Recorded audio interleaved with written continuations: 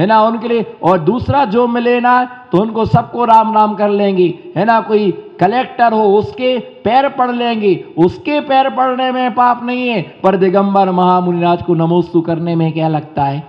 हाथ जोड़ने पर क्या आता है? हमने यही हमने देखा ऐसे ऐसे जैन पड़े हुए हैं जिसने झाड़ू बालों के लिए माला पहना दी, उनके ऊपर पुष्पवृष्टि कर दी, उनके लिए अपने गले से लगा लिया, क्या मचा के रखा तुमने। और दिगंबर मुनिनाथ को नमोस्तु करने पर तुमको जाना जाए? मैं नहीं मानते 20 पंथी है, ये 13 पंथी है। अरे भैया कोई पीछी कमंडल पर 13, अपना काम है दिगंबर में दिगंबरत्वता देखो। किसमें? दिगंबर में। तुमने नमोस्तु नहीं किया तो मेरे कोई चारित्र्य की हानि नहीं हो गई? कोई मेरे 28, अरे भैया उन्होंने नमोस्तु नहीं किया, बोलो उन्होंने नमोस्तु नहीं किया। 28 में से मूल गुण कितने बचे? 27, एक मूल गुण कम। दूसरे दिन पर किसी ने नमस्कार नहीं किया तो 27 में से एक गया तो कितना? सब माइनस ही माइनस होता जा रहा है ना। 27, फिर किसी ने नमस्कार नहीं किया तो अब तो 26 में से 25, 25 में से महाराज 24 मूल गुण बचे आपके। उन्होंने नमस्कार नहीं किया, वो उन्होंने चौका नहीं लगाया तो आपके तो 20 ही बचे। और मान लो उसका बाजू वाले का नहीं लगा तो 16 ही बचे। अब ये बोल दो कि अगर उसका कर्म के कल्ला का नहीं लगा तो मूल गुण खत्म, है ना। फिर एक आध और नहीं लगा तो बोले महाराज जी भी खत्म। तो भैया ऐसे किसी के नमस्कार करने ना करने से मुनियों के मूल गुणों में कोई भी हानि। हम तुम्हारे नमस्कार के भूखे नहीं हैं, तुम्हारे श्री फलों के भी भूखे नहीं हैं, ये तो तुम्हारी श्रद्धा का परिचय है। कोई कहता नमस्कार नहीं करना, मैं नहीं मानता, मैं तो देवशास्त्र गुरु का भक्त था, हूं, रहूंगा। कैसे भी मुनिराज हो, सबसे पहले वो हमारे लिए दिगंबर मुनिराज हैं। दूसरी चर्चा बाद में।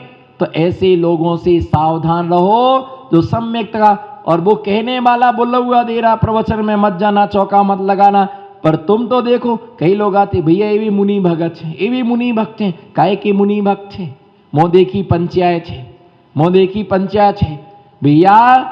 सच्चे साधु आते तो लोगों को लाभ नहीं मिलता है, और इधर उधर आएंगे ना, कोई बड़ी, हाँ कितनी गाड़ी है महाराज के साथ, बहुत गाड़ी, 5 तो गाड़ी है। और स्टाफ कितना है? अरे भाई 10-12 दे, बहुत जोरदार महाराज आया। सारे 13 पंथी पहले मौली बंधवाने पहुंच जाए, महाराज जी हम भी सब बहुएं डेरा डाल करके नीचे बैठी हैं, नारियल लेकर के बैठे। अब कहां गया पंच? अब कहां गया? देख लो, है ना। चरिया देखते कि चरिया ऐसी होना चाहिए, अब कहां गई चरिया? सब साक्षात देख रहे कि फूलों पर चल रहे, साक्षात देख रहे कि ये चटाई पर चल रहे, फिर भी कुछ नहीं दिखता है, बस सीधे चल दे। और कोई साधु आर्स चरिया वाले आ जाएं, इनको कुछ नहीं आता तो कभी मुंह से शब्द नहीं निकलता स्तुति रूप। तो भैया देख करके भी हम अंधे बने हैं। क्या बने हैं? देख करके भी अंधे बने, पर हमारी चर्या में कोई फर्क नहीं पड़ता। कोई निर्जरा में ना तुम नमोस्तु करो सो भी हम सामायिक करेंगे, और तुम नहीं भी करो सो भी हम सामायिक करेंगे। आप प्रणति तप को देख करके भी नमस्कार नहीं करते, ज्ञान को देख करके भी नमस्कार नम्रिव भी आप प्रणति वचन है। कभी भी ऐसे असत्य वचन नहीं बोलना कि जिससे कोई किसी की श्रद्धा क्या हो जाए, खत्म हो जाए। इसी प्रकार से जिन वचनों को सुनकर चोरी कर में प्रवृत्ति होती है, बेमोस वचन है ना। चोरी कर ऐसे वचन नहीं बोलना कि जिससे कोई व्यक्ति क्या करे, चोरी करने लग जाए। इसी के साथ समीचीन मार्गों का उपदेश देने वाला वचन सम्यक दर्शन वचन है, ये सबसे अच्छा वचन है। ऐसे वचन बोलो जिससे लोगों को धर्म के प्रति क्या उत्पन्न हो। हम तो भटके ही हैं, पर दूसरे को भी भटकाना, ये वचन नहीं बोलना, सम्यक दर्शन के वचन बोलना। कोई व्यक्ति डगमगा रहा है तो उसको क्या करना? स्थितीकरण करना। तो ऐसे सम्यक दर्शन वचन, मिथ्या मार्ग को है ना उपदेश देने वाले वचनों को मिथ्या दर्शन वचन कहते हैं। इन वचनों में 12 प्रकार के असत्य वचनों में अंतिम वचन है, लेकिन बहुत घातक है। ये मिथ्यात जो है ऐसा ही होता है कि अगर मान लो किसी व्यक्ति को दूध कैसा होता जी, लास्ट बात बोलो, दूध कैसा होता है? मधुर। कैसा होता है? बोलो दूध कैसा होता जी? मधुर। सफेद तो होता है पर उसका स्वाद कैसा है? मधुर होता है। उसमें शक्कर डाल दो तो क्या हो जाता है? और उसमें मधुरता। बोलो दूध क्या होता है? मधुर होता है। उसमें यदि शक्कर डाल दी जाए तो वो क्या हो जाता है? और मधुर हो जाता है। अगर मान लीजिए वो कैसा लगा? दूध मीठा लगा, लेकिन एक व्यक्ति को वो दूध कैसा लगा? कड़वा लगा। क्यों लगा वो दूध उसके लिए कड़वा? क्योंकि उसका मुंह कवड़ा कड़वा था, उसे पित्त जुर था, इसलिए उसे वो क्या लगा? क्या लगा उसके लिए? कड़वा लगा। अगर पित्त जुर नहीं होता तो उसको कैसा लगता? ऐसे जिसके लिए सांप काट लेता है उसे मिर्ची भी अच्छी लगती है, नीम की पत्तियां भी अच्छी लगती हैं। बस इसी प्रकार से जैसे सम्यक्त होता है उसे जिनेंद्र भगवान के वचन अच्छे लगते। जैसे मिथ्यात कर्म का उदय उसे दिगंबर महामुनिराज के वचन कभी अच्छे से मिथ्या वचन उपदेश नहीं देना, किसी को मार्ग से गुमराह।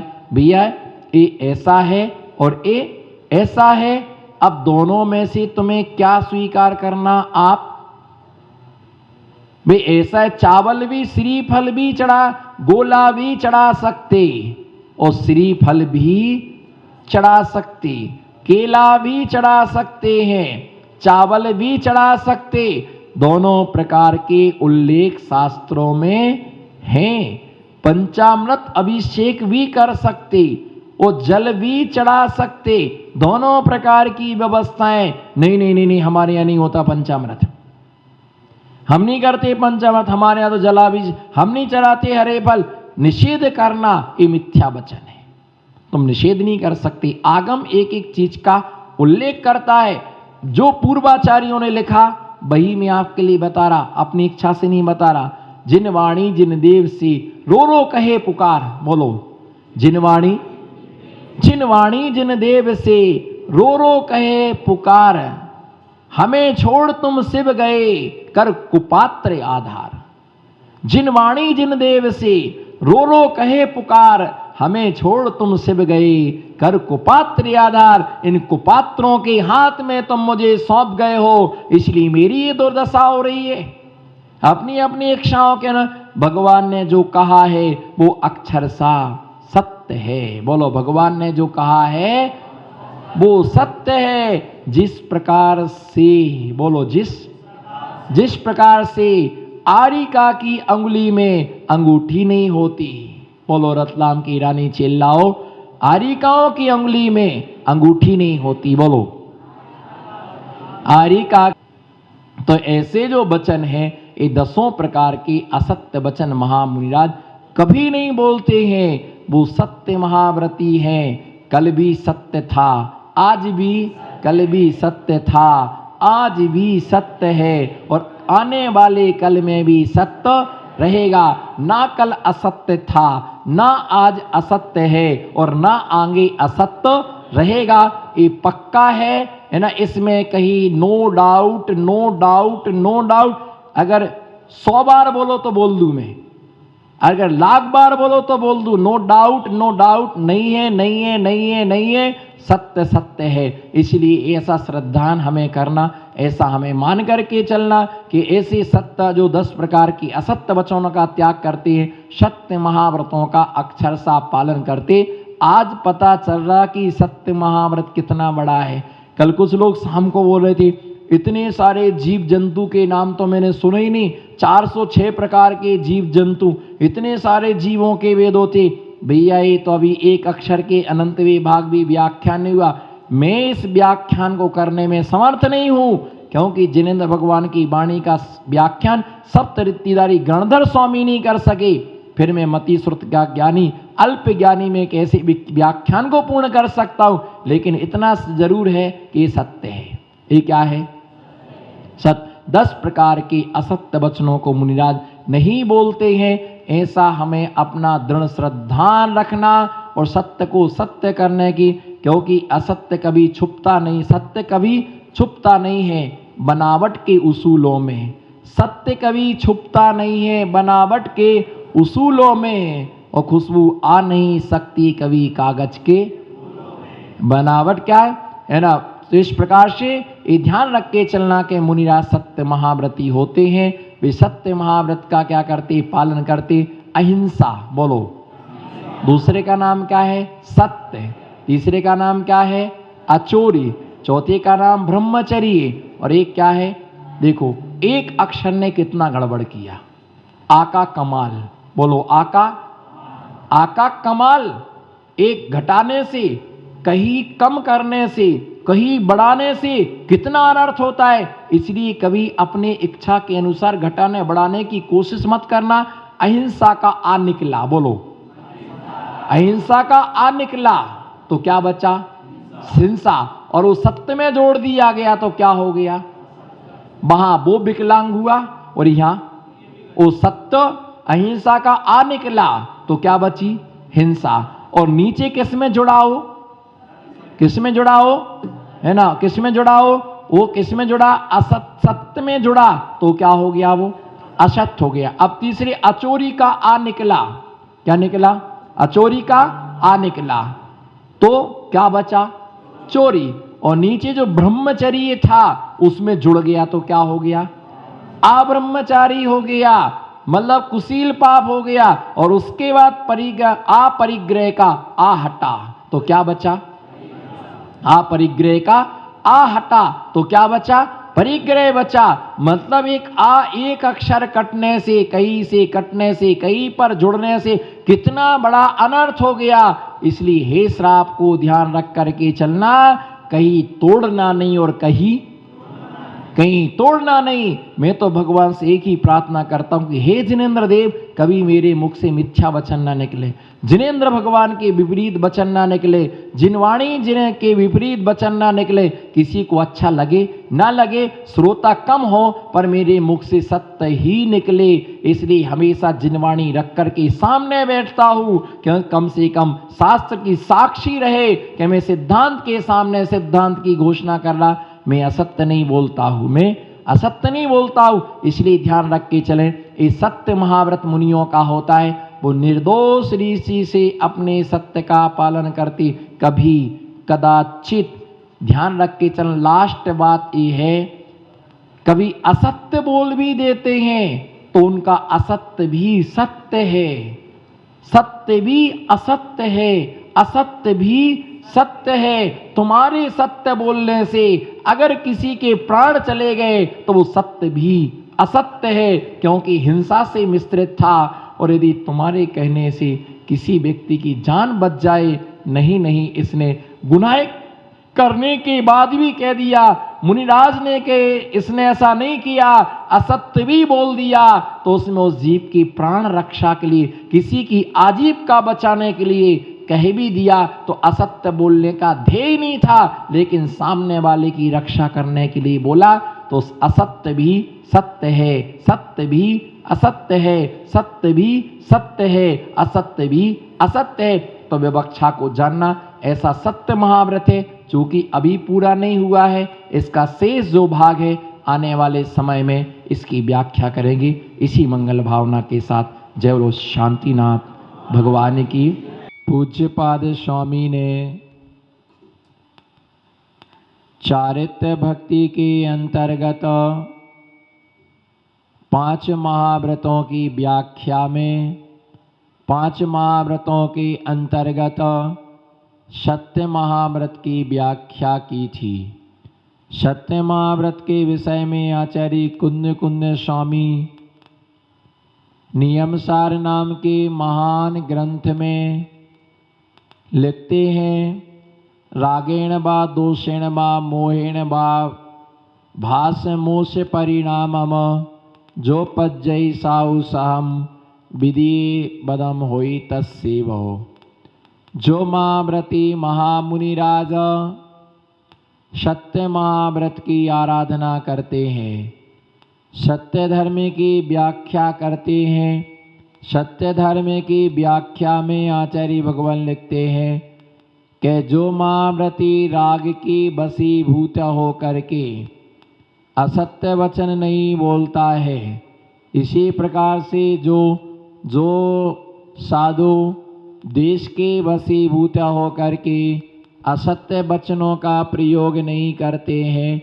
इसी प्रकार से जो मोह के वशीभूत होकर के जो साधु असत्य वचनों का प्रयोग नहीं करते हैं, ऐसे साधुओं के वो जो असत्य वचनों का परिहार करते हैं, ऐसे साधुओं के लिए विधि बदम होदित सेव दूसरा सत्य नाम का महाव्रत कहा गया है।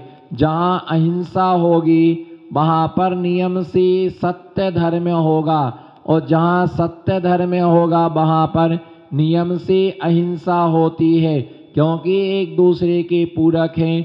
ऐसे कल हमने देखा था कि कितने प्रकार के असत्य वचन होते हैं। उन समस्त प्रकार के असत्य वचनों का मुनिराज त्याग करते हैं। वे असत्य वचनों का किंचित मात्र भी प्रयोग नहीं करते हैं।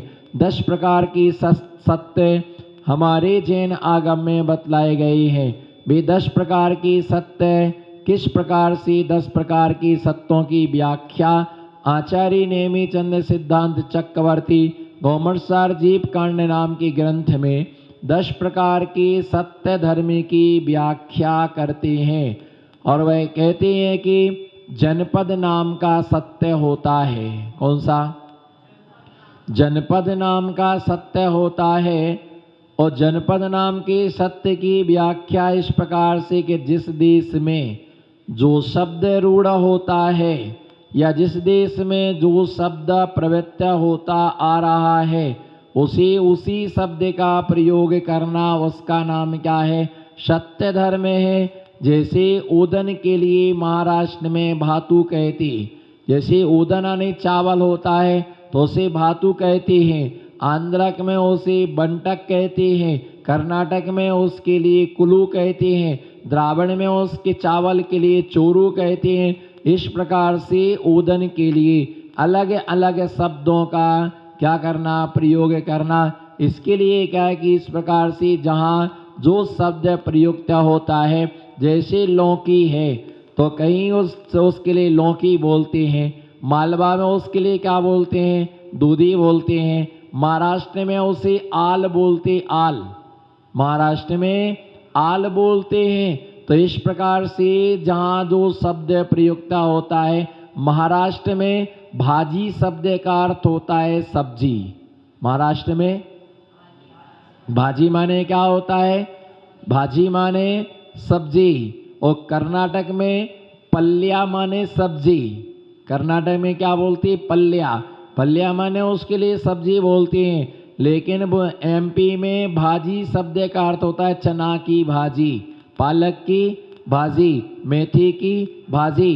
तो भाजी का मतलब होता है कि पत्ते वाली सब्जी को भाजी कहा जाता है। तो ये मध्य प्रदेश की अपेक्षा से क्या है? सत्य है। और यदि कहें उस कर्नाटक में महाराष्ट्र में भाजी शब्द का अर्थ क्या होता है? सब्जी लिया जाता है, टमाटर की भाजी, टमाटरनी भाजी। तो ये भाजी शब्द जहाँ जिस देश में जो प्रचलित होता है उसके लिए वहाँ पर है ना का जैसे क्या होता है कि यहाँ पर अपन मध्य प्रदेश में पल्ला, पल्ला माने क्या होता है? साड़ी का पल्ला।